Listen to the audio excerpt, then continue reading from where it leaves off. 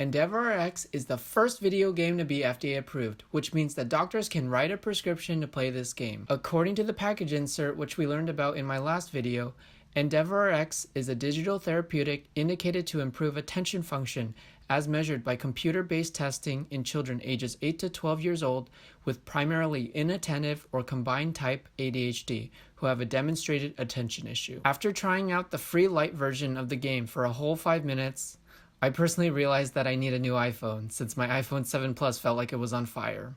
In terms of the game itself, it felt a lot like Temple Run, which was quite popular back in 2014. The premise of this game is to complete 2 tasks in parallel. The first task is to tap on certain colored creatures that pop into the screen while steering over the power zones. With mastery of earlier levels, the game will increasingly become more difficult over time. It is recommended that the game be played 25 minutes a day, 5 days a week for 4 weeks. And it could be a potential game changer for ADHD treatment. See what I did there? When it comes to ADHD treatment, there hasn't been many innovative treatment methods for ADHD. The main go-to treatment options are cognitive behavioral therapy and prescription drugs, which include things like methylphenidate, Adderall, and dextroamphetamine, which can be highly addictive. As you can see in the figure, the highlighted drug names are both stimulants used for ADHD and are also Schedule II drugs. Schedule II drugs are a category of drugs defined by the DEA or Drug Enforcement Agency to be drugs that are considered to have a high potential for dependence or addiction. Drug scheduling goes from Schedule I to Schedule V, with Schedule I drugs having a high potential for abuse like Schedule II drugs, but don't currently have accepted medical use.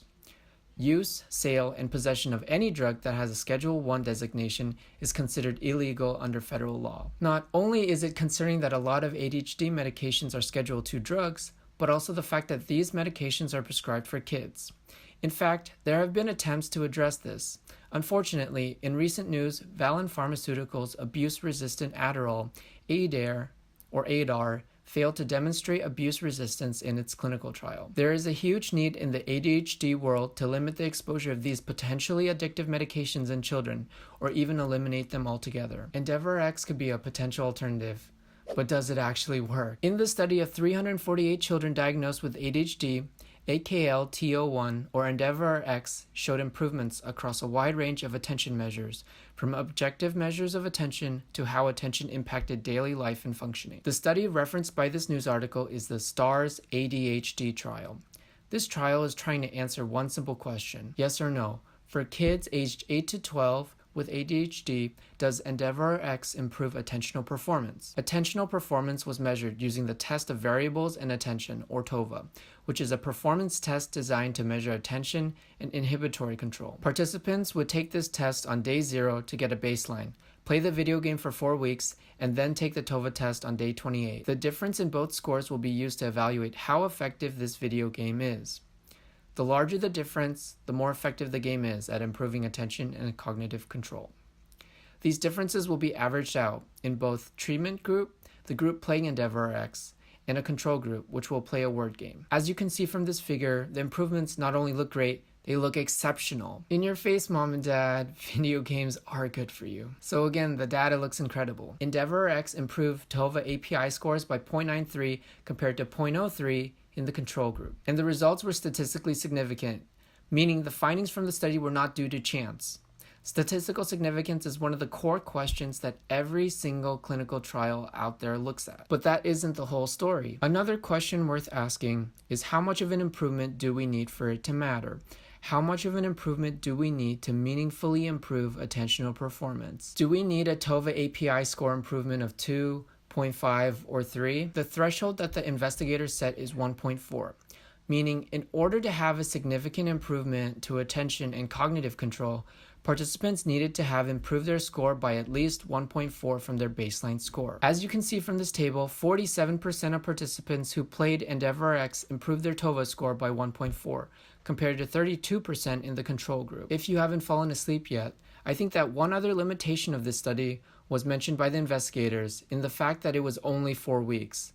Will 4 weeks of video gaming lead to 3 or 6 months of improvement in attentional performance? We don't actually know. since the length of therapy was only 4 weeks. So yes, there are several holes to point out in this study, but there are so many things you can do with a digital therapeutic. For instance, the game developers can collect data in real time and use the data to iterate their game and improve its ability to enhance attentional performance by a wider margin than the version that was studied in the trial.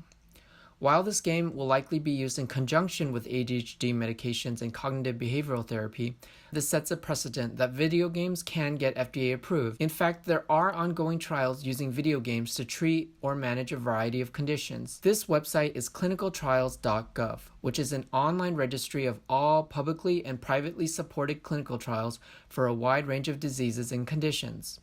Studies are generally submitted to the website when the clinical trial begins, and the information on the site is updated throughout the length of the study. I can look up clinical trials that used Remicade, which is a drug that I talked about in my previous video. I do believe that video games can challenge the mind in a variety of ways. First-person shooter games is a game of hand-eye coordination, turn-based games test decision-making and information processing, and sandbox games like Minecraft can showcase creativity and imagination. So all in all, video games can test certain skills of the mind. I mean, even the richest man in the world, Elon Musk, plays video games. Now, in the spirit of Mental Health Awareness Month, which was last month, and video games, I do want to share a mental health resource called Healthy Gamer. As a brief intro, Healthy Gamer is a mental health coaching company. Their YouTube channel has loads of content around mental health topics from video game addiction, motivation, anxiety, dating and relationships, self-pity, meditation, and they even have a playlist for ADHD. The face of Healthy Gamer, Dr. Alok Kanoja, knows way more about mental health than me. He is a Harvard-trained psychiatrist. Even Harvard-trained psychiatrists play video games. But honestly, what sets him apart from other mental health experts is the way he eloquently breaks down the complex framework of the mind, how it works, why it happens, and what sort of strategies we can use to address it. He even has a video about how ADHD can be an advantage, which I thought was super fascinating.